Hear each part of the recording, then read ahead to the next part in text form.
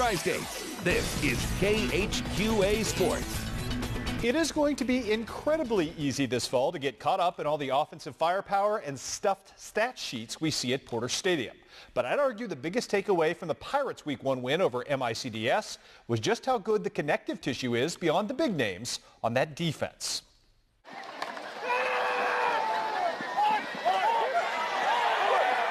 I feel like we played as a team, I call it like a cohesive unit. Like everyone was in the right spots, we were all filling the right gaps, and we showed everyone that we're just a team and like we work together. We're playing together now like a family, like all brothers.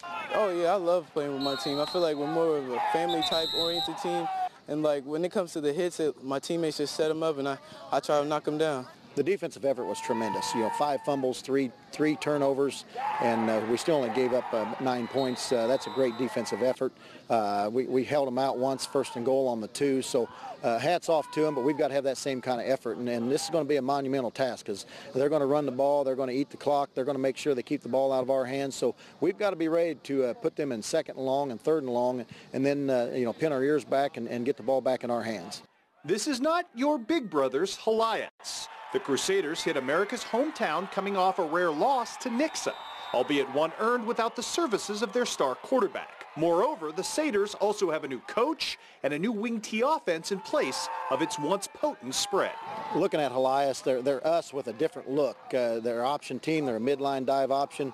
Their quarterback was out last week. We don't know if he'll be back at all, but the bottom line is they're going to run the ball. They're going to run midline dive option, and they're going to get off the ball 100 mile an hour. And defensively, they're same old Elias. They're a good football team. The team from Nixa was a great football team. So this should be a great game for us tomorrow night. It's always a great game when Hannibal and Elias lock horns on a Friday night.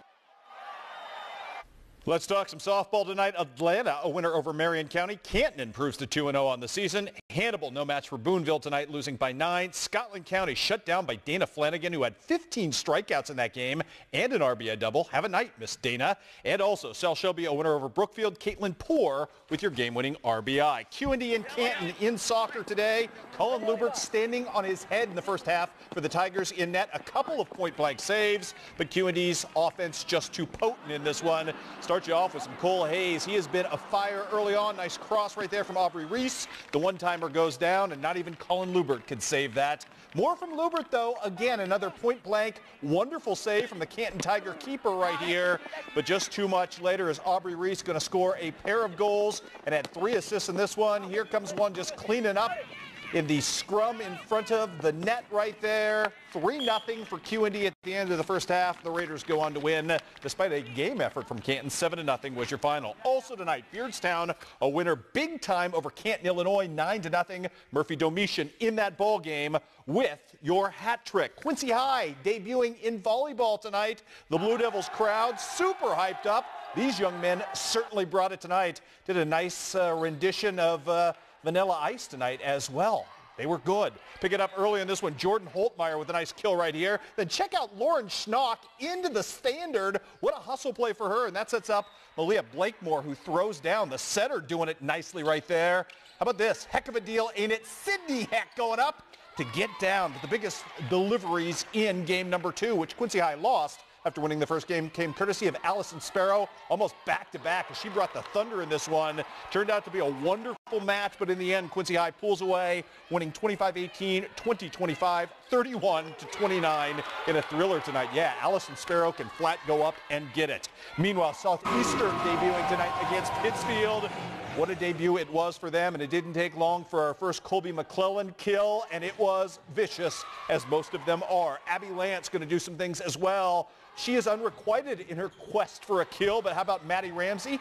The simple tap down for the Southeastern Sun middle hitter. Pittsfield, though, going to work in this one, trying to come back. Maddie Gwartney would put the stymie to things, at least temporarily, for the Lady Suckies. Just too much in this one. Check out Emma Derry. We got a lot of good setters in our area. She's as good as any of them. That, my friends, is a wonderful bit of chicanery and a great setter dump as Southeastern wins in straight games. 25-13, 25-9. Colby McClellan, who you see right here, had 9 kills on the night as well. More volleyball. West Prairie continues to roll. They get the big time win, 25-13, 25-18. Central a winner in dramatic fashion, 26-24, 25-23 on the night. And Beardstown too much for Meredosia. Let's do some cross country. That, my friends, is Caitlyn Robbins' first varsity match for the freshman, but a 2-time defending IESA state champion and a national champion, and she toys with the field tonight. First match, shades of another Caitlyn Bostard, time of 19:30, 15 seconds better than second place. That was turned in by Macomb's Maya Stovall-Sadler, who finishes second.